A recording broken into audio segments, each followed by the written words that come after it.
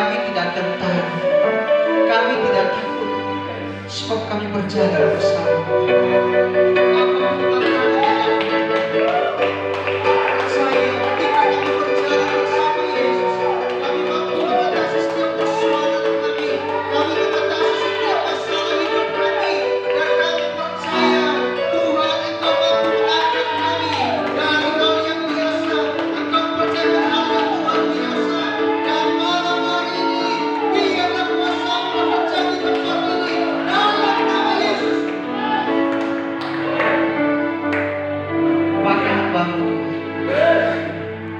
Hambamu adalah orang biasa, hamba Tuhan yang kecil, yang tidak punya apa-apa.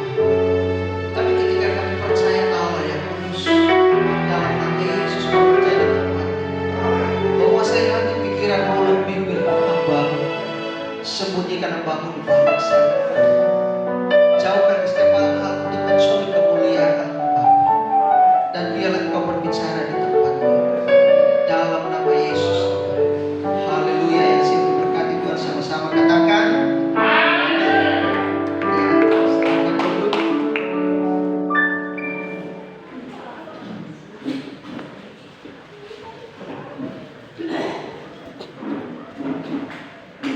Shalom. Shalom. Hanya beberapa orang, tetapi rasanya seperti 1000 orang dalam Tuhan. Haleluya ya. Saudara, mungkin saudara sudah tahu bahwa beberapa hari ini itu ada siaran di berita-berita bahwa Ukraina dan Rusia sedang berkecamuk dalam perang yang saat ini sedang menggelisahkan saudara, karena sepertinya Amerika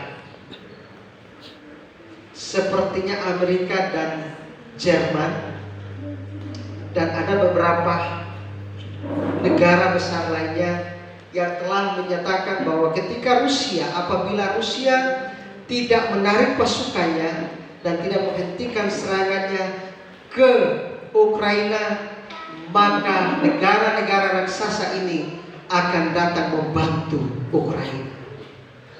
Saudara, kalau saudara mulai membaca sejarah, baik itu sejarah Alkitab maupun histori dari kehidupan dunia, di mana pernah terjadi perang dunia kedua berapa ratus tahun yang lalu, itu pernah terjadi perang dunia kedua.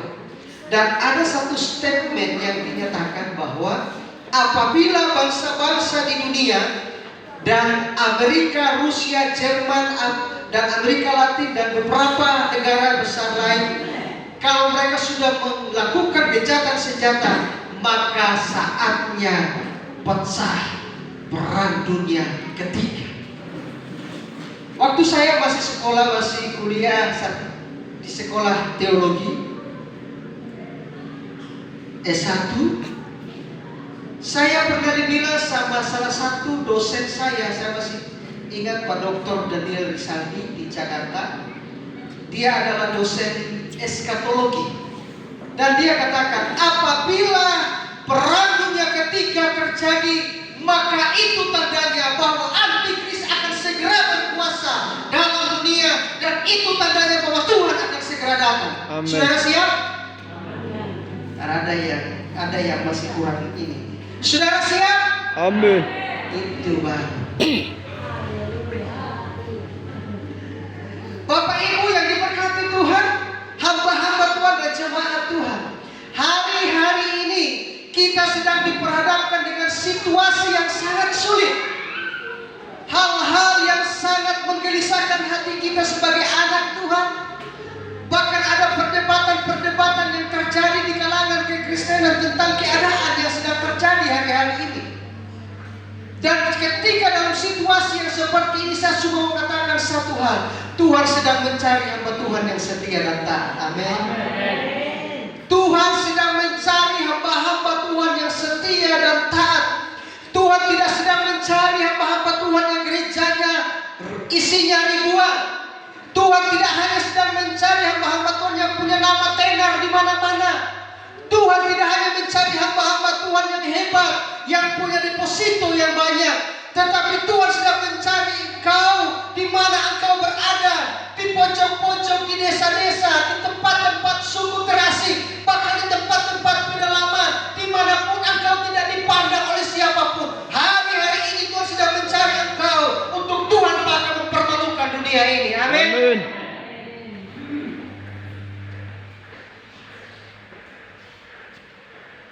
Saya terkhotbah lama cuma baca. Siap? Mungkin ada yang nanya-nanya ini, kalau Bapak Tuhan udah gak asing dengan saya. Nama saya tadi udah disebut sama WN, Barnabas saya dulu di Loleba, lalu pada tahun 98 saya hijrah dari Loleba, keluar dari Loleba, merantau, dan kemudian tahun 2009 saya kembali ke Halmahera. Sebenarnya tidak kembali, hanya datang mau berkunjung ke kakak-kakak saya di Loleba, saudara-saudara di Loleba waktu itu. Tetapi ternyata Tuhan berbicara lain. Engkau harus menetap di Halmahera Timur. Haleluya. Kami datang itu sebenarnya mau baronda, kata orang sini mau baronda, karena waktu itu kakak kena gusur dan dia main di Jakarta. Dia bilang kalau mau main di Jakarta, di Loleba, ayo, saya biaya. Saya bilang sama istri saya, ayo kita ke Loleba. Ayo kita ke Loleba, mau main di Loleba. Bapak Ibu, saya waktu itu kepala pelayanan di PPK Tabita di Jakarta, mau cari jabatan orang itu bagus siku kiri kanan. Tetapi ketika saya tanpa musiku orang tiba-tiba diangkat mendapatkan satu jabatan di salah satu tempat bekerja, dan saya harus minta mengundurkan diri. Dan pimpinan saya bilang, kapan saja kamu kembali, saya akan tetap terima kamu di sini, walaupun bukan jabatan yang sama. Saya bilang, berarti kalau saya balik saya mulai dari bawah lagi dong. Ya nanti kita lihat, katanya. Gak apa-apa. Tapi saudara, ketika sampai di Loleba kami melihat begitu banyak anak-anak kecil yang tidak terdidik dalam pendidikan TK, maka istri saya mantan kepala sekolah TK Ester di Jakarta Utara, dan dia tergerak. Dia bilang, papa mari lebih baik orang dua bikin TK supaya kalau tong pulang orang ada nama di sini bikin TK. Ternyata ketika kami buat TK itu ceritanya lain lagi. Sudah rencana mau jual motor saya, mau jual motor supaya kami mau kembali ke Jakarta bulan Desember, tetapi ternyata beda ceritanya. Sebelum sampai Desember, kepala dinas siapa yang baru meninggal almarhum Pak Tawi datang menemui kami di Loleba dan minta ikut tes PNS. Saya juga diminta ikut tes PNS. Saya bilang, saya sudah PNS. Sebelum saya tes, saya sudah PNS. Saudara tahu PNS? Pegawai Negeri Surga. Saya sudah PNS Pak, karena saya hamba Tuhan. Saya mau melayani Tuhan saja, saya nggak mau terikat. Akhirnya istri saya coba-coba ikut tes, dan puji Tuhan akhirnya lulus dan ditempatkan di Buli. Lalu tahun 2009 bulan Agustus atau Oktober kami ke Buli. Sampai hari ini kami ada di Buli melayani Tuhan di Buli dengan gereja GKI. Bagi Kak Adel, GKI tidak asing karena sekolah yang Kak Adel sekolah adalah milik GKI ya Kak Adel ya. Iya. STT Biblika Jakarta itu adalah milik GKI. Dan puji Tuhan saya bersyukur hari ini kita boleh berjumpa di tempat ini. Saya sudah punya 3 orang anak, 2 laki-laki pasti ganteng kayak bapaknya. Yang tadi yang satu anak yang tertua yang main kita itu anak saya, ganteng toh kayak bapaknya gitu. Iya. Daripada orang lain lama puji, lebih baik puji diri gitu. Haleluya. Dan yang kedua kelas 5, yang ketiga rencana bulan Juni baru masuk TK. Istri saya orang Prambanan. Pak Guru tahu kan bekas DP DP anak buah di SMP Iya. Pernah mengajar sedikit baru sudah dipindahkan gitu. Jadi istri saya sudah dikenal dengan Pak Guru, dan mungkin yang lain juga tahu. Istri saya namanya Ririn Kristiani. Ini yang bagi yang belum, yang sudah kenal jangan bosan ya, Pak Samen. Istri saya namanya Ririn Kristiani. Dia sekarang mengajar di SMP Negeri 1 Mapa. Tadi ketemu di jalan, kasih berhenti, dia tak tahu kasih apa di anaknya di jalan. Dia lihat saya anaknya di jalan, langsung suruh berhenti oto dan dia panggil berhenti. Akhirnya kami ketemu di jalan karena beliau baru pulang dari Ternate mengikuti kegiatan Lokakarya Guru Penggerak. Ya, itu sedikit perkenalan saya. Dan jadi kalau orang-orang Menamen dulu kalau kenal yang dengan orang tua-tua dulu pernah dengar yang nama tua dari Loleba yang suka bikin kacau di acara-acara ini kita. Saya dulu mau di Menamen, kamu di Ekor, kamu di mana, kalau saya masuk pesta jam 3 kalau anak kita itu pasti kacau. Coba kupukul di dalam acara.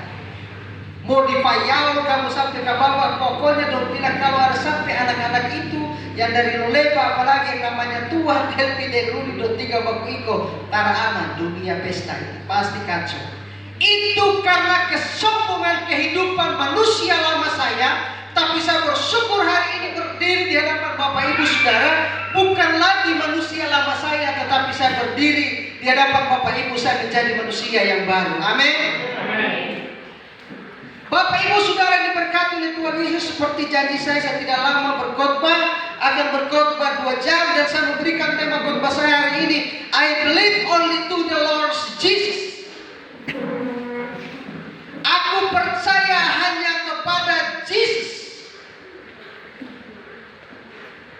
Sekali katakan, bilang sama teman-teman kiri kanan, aku percaya hanya kepada Yesus. Mari kita buka dalam kitab Perjanjian Lama, dalam kitab Raja-Raja 1 Raja-Raja pasalnya ke-18. Saya sangat senang dengan kitab ini.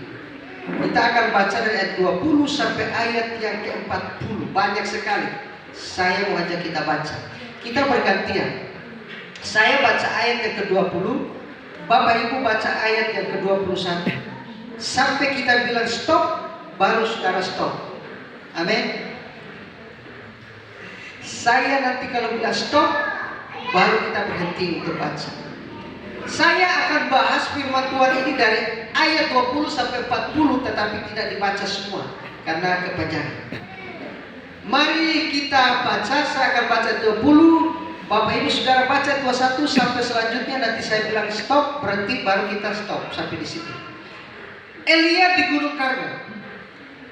Ahab mengirim orang ke seluruh Israel dan mengumpulkan nabi-nabi itu ke Gunung Karmel. 21.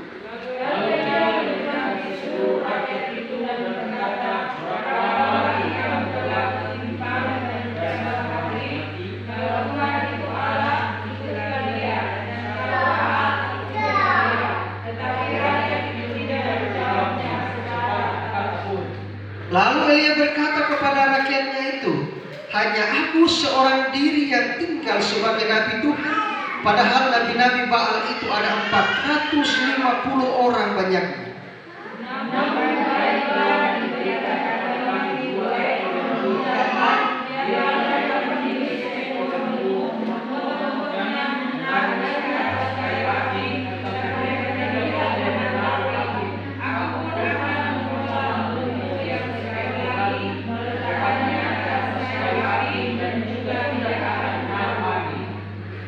Kemudian biarlah kamu memanggil nama Allahmu dan aku pun akan memanggil nama Tuhan. Maka Allah yang menjawab dengan api, dialah Allah. Seluruh rakyat menyahut katanya, baiklah demikian. Kemudian dia berkata kepada nabi Baal itu, pilihlah seekor lembu dan olalah yang dahulu, karena kamu ini banyak sesuai dengan nama Allahmu, tetapi kamu tidak boleh melawan. Mereka mengambil lembu yang diberikan kepada mereka, mengolahnya dan memanggil nama Baal dari pagi sampai tengah hari. Katanya, ya Baal, jawablah kami. Tetapi tidak ada suara, tidak ada yang menjawab. Sementara itu Mereka menginjak berjingkat-jingkat di sekeliling mezbah yang dibuat mereka itu.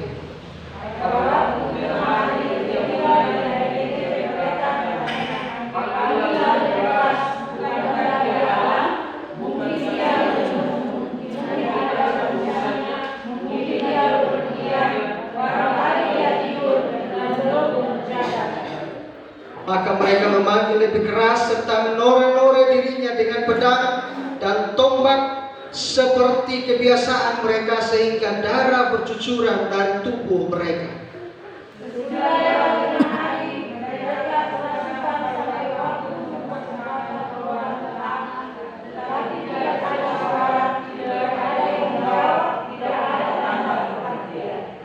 Kata Elia kepada seluruh rakyat itu, "Datanglah dekat kepadaku." Maka mendekatlah seluruh rakyat itu kepadanya. Lalu ia memperbaiki mezbah Tuhan yang telah diruntuhkan itu. Kemudian mereka mengambil salah satu menurut jumlah suku keturunan Yakub. Kepada Yakub ini telah akan firman, engkau akan bernama Israel. Ia mendirikan batu-batu itu menjadi mezbah demi nama Tuhan dan membuat suatu parit sekeliling mezbah itu yang dapat memuat 2 sukat benih. Ia menyuplai api yang berpotong itu dan menahan potongan-potongan yang api. Sesudah itu ia berkata, "Penuhilah 4 buyung dengan air dan tuangkan ke atas korban bakaran dan ke atas kayu api itu." Kemudian katanya, "Buatlah begitu untuk kedua kalinya." Dan mereka berbuat begitu untuk kedua kalinya. Kemudian katanya, "Buatlah begitu untuk ketiga kalinya." Dan mereka berbuat begitu untuk ketiga kalinya. Ketika air mengalir sekeliling mezbah itu, bahkan air itu pun penuh dengan air.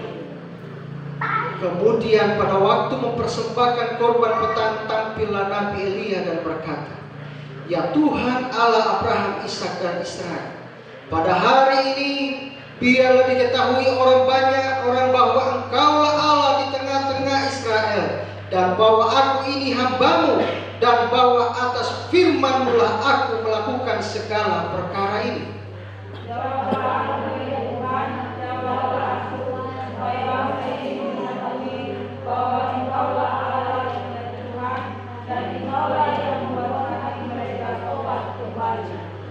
Lalu turunlah api Tuhan menyambar habis korban bakaran kayu api, batu dan tanah itu, bahkan air yang dalam parit itu habis dicelatnya.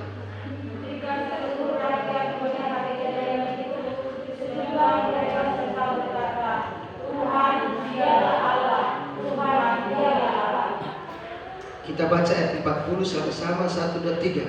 Kata Elia kepada mereka, "Tangkaplah menyembah itu, seorang pun dari mereka tidak dihukum. Segera tangkap dan bawa mereka ke sungai Kishon dan menyembelih mereka di sana." Haleluya. Berbahagia setiap orang yang mendengar, membaca dan merenungkan kebenaran firman Tuhan dan melakukan itu dalam setiap kehidupan. Karena ada banyak orang yang membaca firman tapi tidak melakukan. Hanya dibaca, tidak direnungkan. Tapi mereka hafal ayat itu. Contoh satu ayat, ini contoh. Ketika saudara, saya percaya di sini ada orang yang sudah bertobat, amin. Saudara sudah bertobat toh? Amin. Kalau belum bertobat, Ibu Gembala udah pergi. Haleluya. Mungkin ada orang sedang minum, lalu kemudian Bapak atau Ibu Gembala di sini menegur mereka, jangan selalu buat dosa, jangan selalu hidup dalam dosa. Lalu orang itu bilang apa? Yesus berkata dalam Matius, "Aku datang bukan untuk orang benar, tetapi aku datang untuk orang berdosa." Itu kalau begitu langsung kita bilang dengan sampai kepala itu. Saudara yang diberkati Tuhan, yang diurapi Allah, hamba-hamba Tuhan dan jemaat Tuhan. Elia di sini sedang menantang bangsa Israel untuk mengambil sikap dan keputusan, memilih yang benar atau mengikut yang salah. Ada kepalsuan yang hari-hari ini sedang terjadi. Ada kepalsuan yang hari-hari ini sedang hidup di dalam gereja. Karena itu Elia melihat bahwa pada saat nabi-nabi Tuhan disembelih oleh Ahab, oleh karena dia sudah terkontaminasi kepercayaannya dan imannya berubah setia dengan Allah, oleh karena dia mengawini perempuan Sidon yang tidak percaya kepada Allah, yaitu Isabel. Maka Ahab meninggalkan kasihnya kepada Allah dan mengikuti penyembah berhala. Ahab pada saat itu sebenarnya sebelum dia mengambil perempuan Sidon itu, orang Mesir yang tidak percaya kepada Allah Israel, dia sebenarnya percaya kepada Tuhan. Karena itu saya mau katakan satu hal, bahwa hubungan yang tidak dikehendaki Tuhan adalah antara terang dan gelap. Firman Tuhan katakan tidak dapat bersatu. Saya tadi baru bilang di jemaat saya, anak-anak muda hati-hati. Ada trik-trik yang membuat kemudian pacaran, mereka mengaku saya mau iko pangana. Setelah itu ternyata ketika terjadi emergensi, sehingga ada yang disebut dengan MBA. Kebanyakan kan MBA itu terjadi oleh karena hubungan yang tidak sepadan. Ini terjadi pada Raja Ahab yang kawin dengan perempuan yang tidak seiman dengan dia dan sangat mempengaruhi iman dan karakter, bahkan prinsip rohani Ahab berubah setia kepada Allah, sehingga dia membunuh beribu-ribu nabi Allah pada saat itu. Dan tersisa tadi Elia katakan bahwa yang tersisa sekarang hanyalah aku seorang diri, nabi Allah yang benar-benar tidak mau terkontaminasi dengan kehidupan duniawi. Pada saat Israel mengalami bencana kelaparan yang begitu hebat, ini juga terjadi ketika perkataan Elia itu disampaikan bahwa bangsa ini akan mengalami kelaparan. Berapa? 3,5. Dan ini benar-benar terjadi. Satu hal yang saya mau katakan, bahwa perkataan hamba Tuhan, bila itu dikatakan dengan iman, itu dikatakan dengan sungguh-sungguh, maka tidak ada yang mustahil. Katakan amin. Amin. Ketika seorang hamba Tuhan memperkatakan satu hal dengan iman, dengan kesungguhan hatinya, tidak ada yang mustahil. Elia mengakibatkan kelaparan di Israel, lalu dia pergi berlari meninggalkan daerah itu, sehingga nabi-nabi itu dibunuh oleh Ahab. Itu dampaknya. Tapi ketika dia bertemu dengan Abner, seorang pegawai istana yang takut akan Tuhan, dia berkata, kembali kepada Tuhanmu dan katakan, aku sudah kembali.